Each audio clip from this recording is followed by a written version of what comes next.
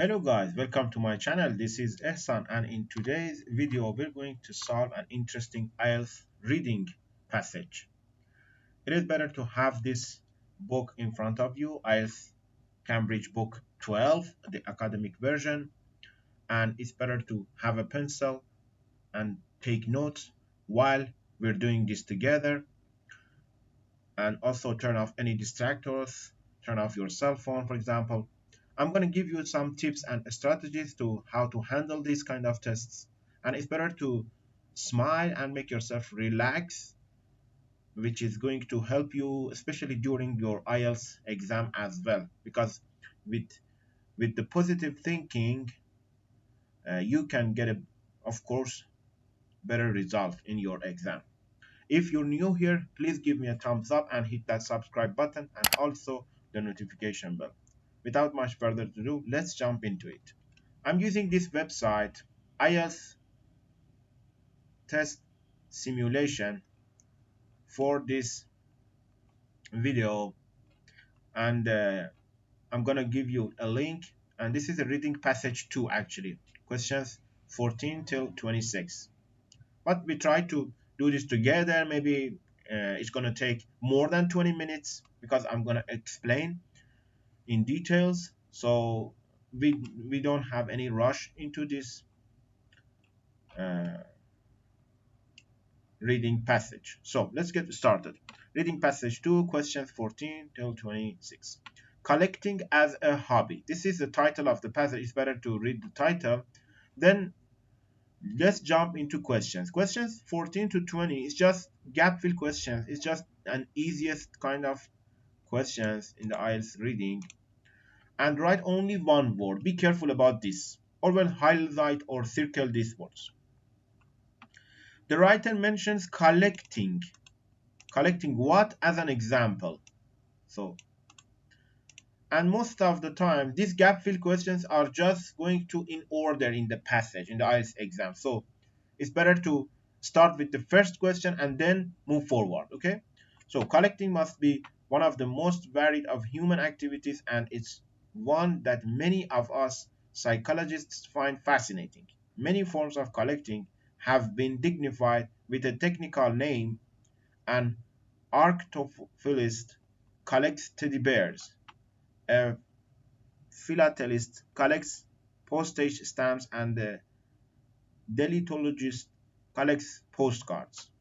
These are just maybe could be some examples, but he didn't mention one special example, so be careful. Amazing hundreds or even thousands of postcards, chocolate wrappers, or whatever takes time, energy, and money that could surely be put to much more productive use. And yet, there are millions of collectors around the world. Why do they do it? There are the people who collect because they want to make money. Because, oh, sorry, the rest of the question of collecting in order to make money. So this is important. This is the key word actually in here. So it's talking about making money. This is bringing bell. This could be where the answer is. To want to make money, this could be called an instrumental reason for collecting. Still, we do not see an example. That is collecting as a means to an end. They look for, say, antiques. They look for, say, antiques that they can buy. So when they use this say between two commas, it means, for example, they look for, say, antiques. So for example, antiques. So antiques is an example. The answer for question 14 is antiques. And be careful with the spelling. And if you have problems, you can just, in the computer-based exam, you can just copy and paste the words. Okay? But try to just memorize this spelling of antiques. Maybe you'll see it in the IELTS listening test as well. So this is an important vocabulary. So move forward to question 15. Collectors may get a feeling of what? From buying and selling items. From buying and selling items. Okay? Now we're looking for something about feeling and maybe emotion, something like that. Buy cheaply and expect to be able to sell at a profit. But there may be, they may well be a psychological element too. Buying cheap and selling dear can give the collector a sense of triumph. A sense of triumph. For feeling of, they have used sense of. So the answer for this question is triumph. So easy and so obvious. Triumph.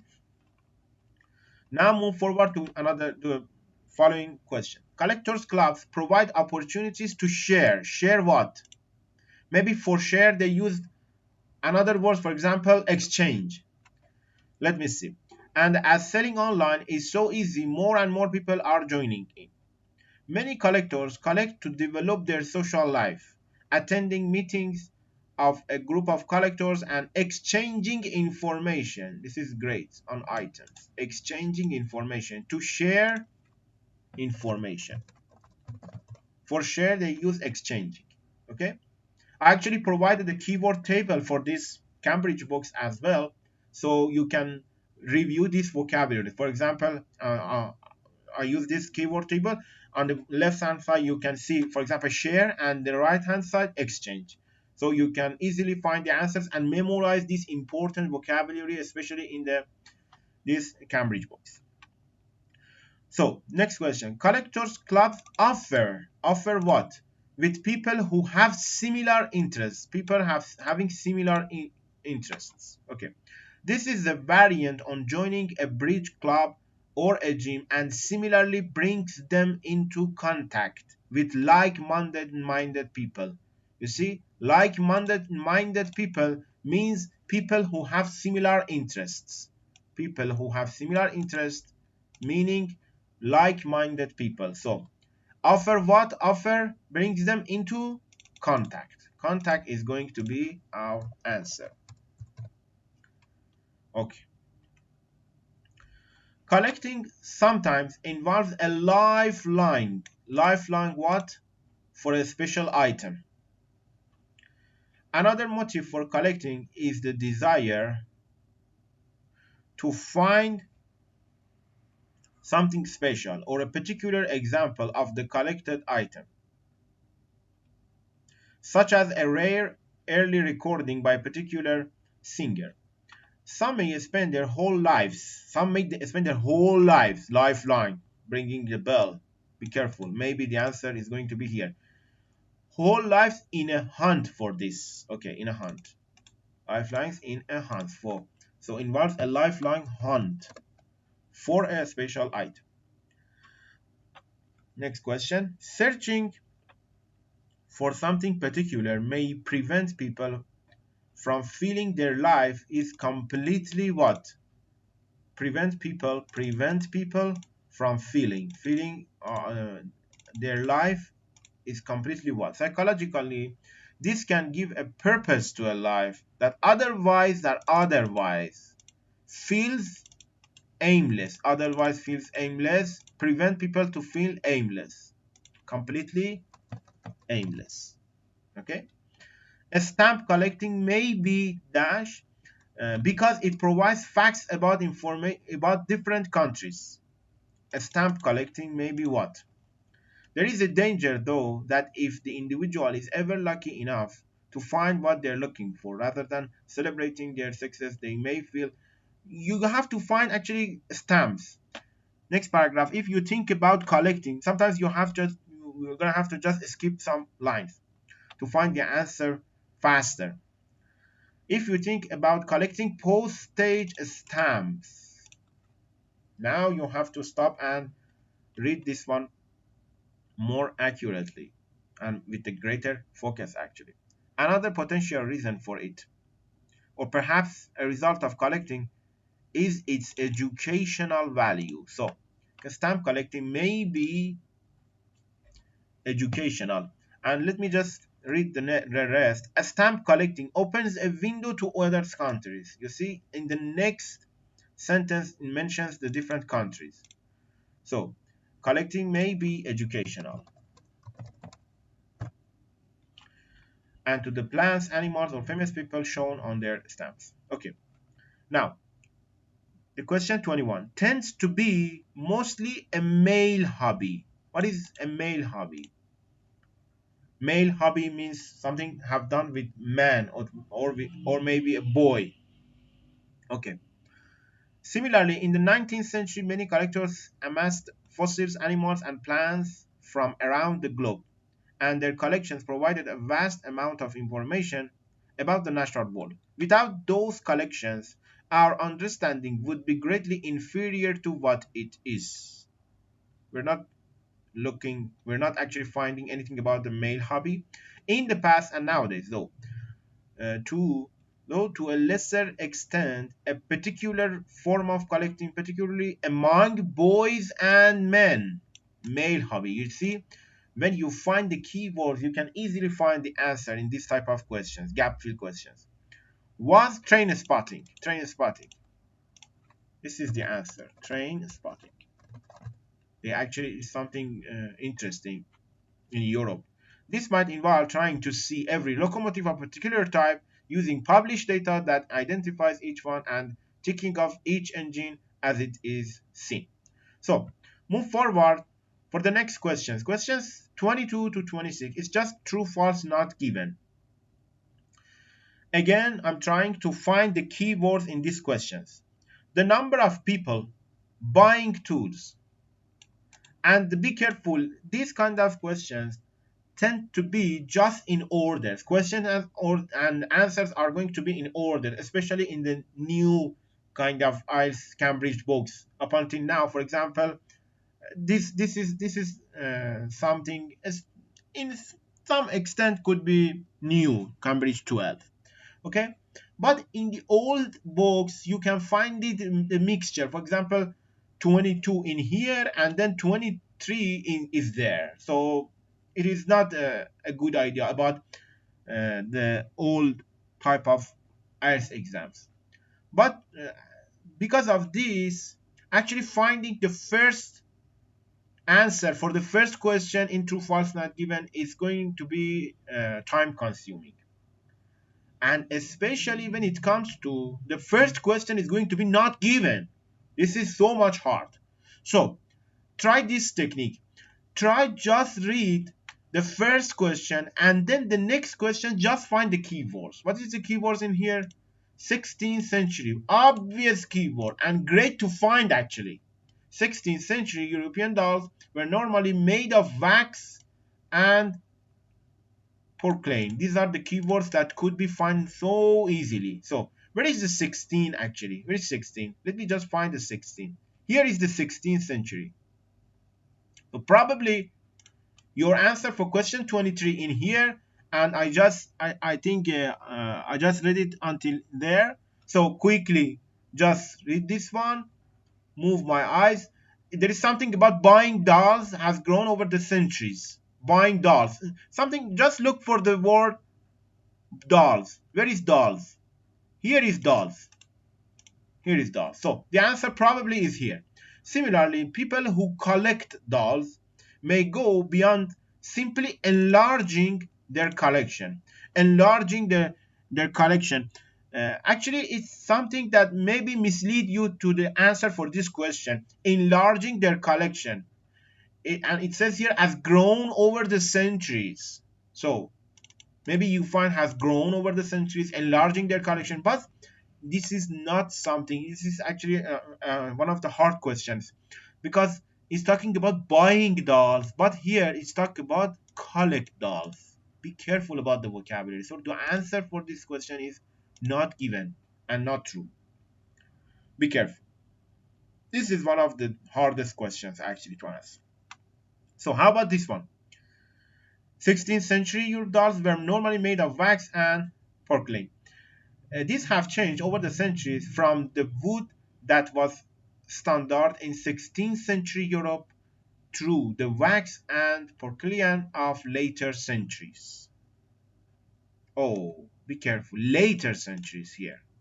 It's mentioned later centuries, not 16th centuries. Through the wax and porcelain is about later centuries, not 16th century. So the answer for 23 is going to be false. Next question. Arranging a stamp collection by the size of the stamps is less common than other methods. It's talking about size of stamps.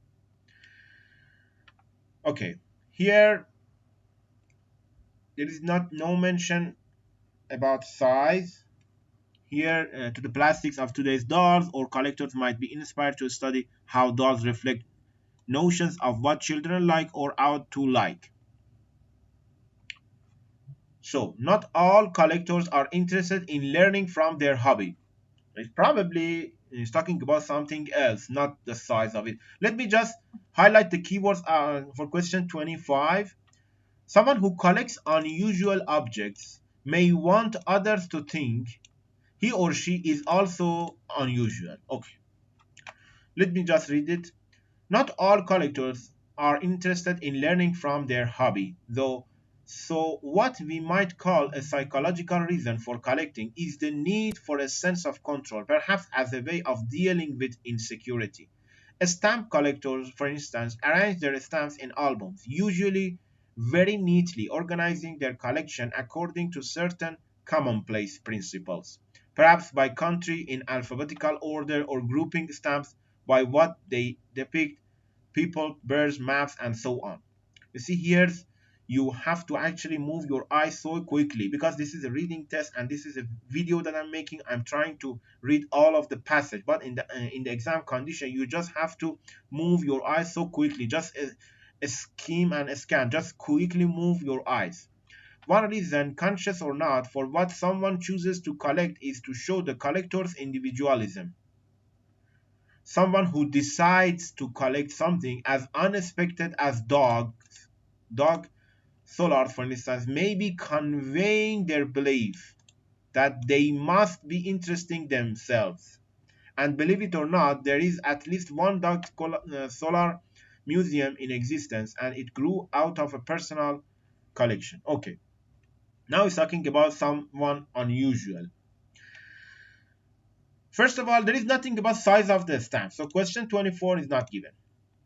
For 25, here it says that someone who decides to collect something as unexpected as dog solar, for example, maybe conveying their belief. Conveying their beliefs, it means that they want others to think he is also unusual. So someone who collects something unusual wants others to think about he or she is unusual. So the answer here is actually true. And the last question, collecting gives a feeling that other hobbies are unlikely to inspire. Other hobbies are unlikely to inspire. Okay. Last paragraph. Of course, all hobbies give pleasure, but the common factor in collecting is usually passion. So, pleasure is putting it far too mildly. More than most other hobbies, which means other hobbies, collecting can be totally engrossing. Engrossing means interesting, and can give a strong sense of personal fulfillment. This is a great idea for an inspiration, actually. Gives the feeling of inspiration about collecting. So 26 is absolutely true. And an interesting point is that you can use this expression, give a strong or give a sense of personal fulfillment. It's better for you to have just notebook for these kind of things. You can use it on your writing, actually. Give a sense of personal fulfillment means inspire. And I actually mention it again that I prepared a keyword table for you guys so you can review these kind of vocabularies. And this is a great idea for paraphrasing technique, which is a technique not only used in reading, is also in listening, writing, and speaking. So one of my teachers actually told me that you can rename IELTS exam by paraphrasing, because you can see paraphrasing in all different parts of the IELTS exam. Okay guys, I hope that was useful for you guys. If you like this video, please give me a thumbs up and share it with your friend. And if you're new here, hit that subscribe button and also the notification bell. Thanks for watching, and stay tuned for the next video.